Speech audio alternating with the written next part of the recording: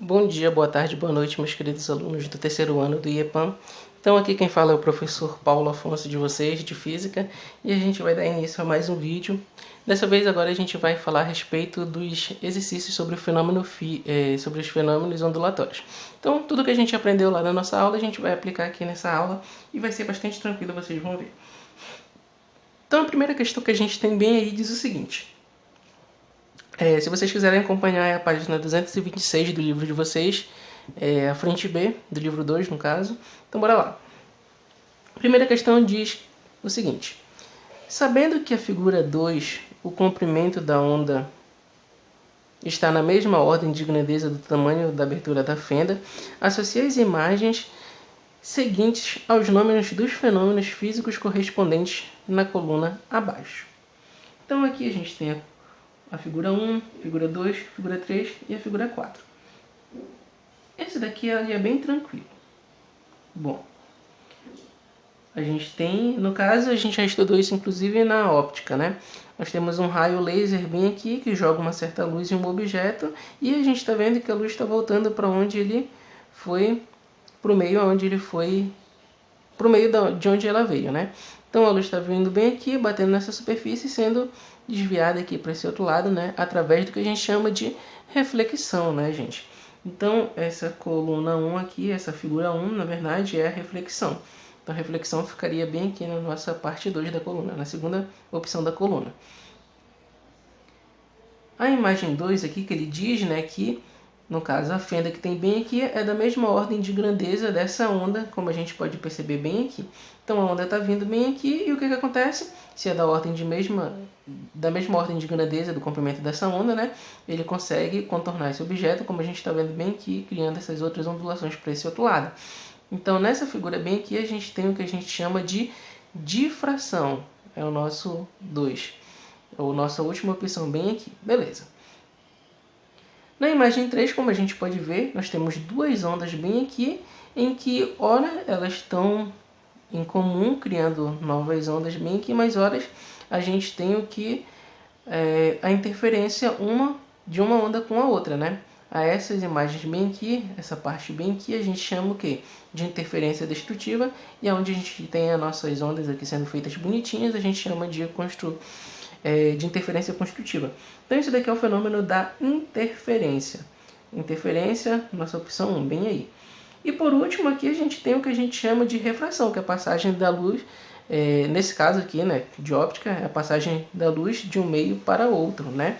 E da ondulatória que a gente estava observando, que era a passagem da onda de um meio para outro também. Então nesse caso bem aqui, olha só, a luz está saindo da água e vindo para o meio gasoso, né? E a pessoa bateu a foto. Quando isso acontece, existe uma diferença da velocidade, né? Da velocidade da luz, e dá essa impressão de que o objeto está quebrado, esse copo está quebrado.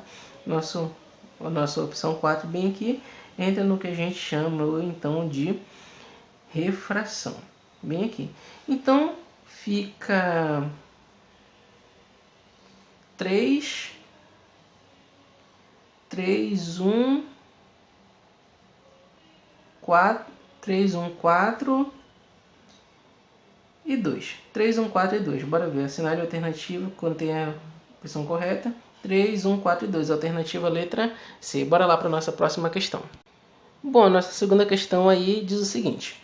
Um fio longo é constituído por duas partes distintas conforme a figura. Então a gente vê aqui que tem um fio que ele é mais fininho e um fio a parte do fio, na verdade, é um só, né?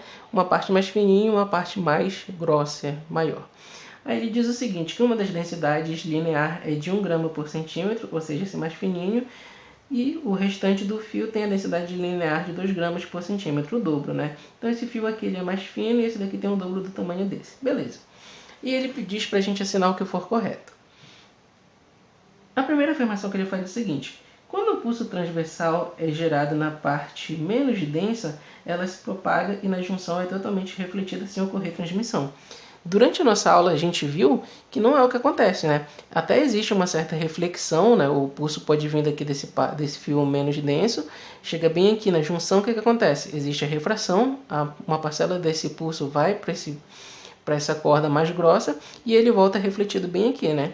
Então, essa primeira alternativa aqui está errada, essa primeira afirmação. A segunda, ele diz o seguinte: se o pulso transversal é gerado na parte mais densa, ele se propaga e na junção é totalmente refletido sem haver transmissão. Não, né, gente? O que acontece? É a mesma situação do caso anterior, só que agora a gente está analisando do pulso vindo do meio mais denso para o menos denso. Acontece sim a transmissão, né? O pulso vem, chega bem aqui na junção, ele é refletido, sem inversão de fase, mas ele passa uma parcela desse pulso para essa corda mais fininha, bem aqui. Então essas duas alternativas iniciais aqui, elas estão erradas. Bora lá para a nossa próxima afirmação. Ele diz que um pulso transversal viajando no meio menos denso é refletido e na junção com a sua fase alterada. Essa daí é verdade, né? A gente tem um pulso transversal que vem do meio menos denso, como a gente pode observar bem aqui, e ele passa para o meio mais denso. Ele tem sim uma reflexão, e como a gente viu na nossa aula, né, quando o pulso vem do meio menos denso para o mais denso, olha só, ele está vindo bem aqui, na junção o que acontece? Essa parcela passa para o nosso fio, né, para a nossa parte mais grossa, só que ele volta com a nossa inversão de fase, como a gente pode ver bem aqui, né? Ele vem com a barriguinha para cima, chegou na junção bem aqui, ele passa uma parcela desse pulso e volta com a barriguinha para baixo. Então tá correta essa alternativa bem aí. A nossa próxima, ele diz o seguinte: se um pulso transversal é gerado na parte mais densa, ele é refletido na junção sem ocorrer a inversão de fase. Também está correta. Olha só, a gente tem bem aqui, né? Um pulso vem do meio mais denso para o menos denso. Então ele está vindo bem aqui. Olha só, o que acontece? Ocorre a refração aqui, esse pulso ali é passado, uma parcela dele para a corda menos densa, e ele volta refletindo pela corda grossa também, só que como a gente pode observar, de frente dessa situação aqui, ele não tem inversão de fase, ele veio com a barriga para cima, ele volta com a barriga para cima também. Então, bora lá para a nossa última alternativa, essa daqui estava correta. Independentemente do local no fio onde o pulso transversal é gerado, o pulso refratado não sofre a inversão de fase.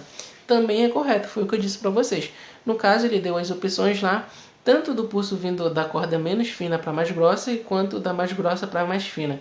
E nas duas situações que a gente pode observar aqui, quando o pulso ele é refratado, ele não sofre a inversão de fase. E eu disse isso para vocês na aula também. O que sofre a inversão de fase é somente na hora da reflexão. No caso, o menos denso, né, ele sofre a inversão de fase, enquanto que o mais denso não sofre.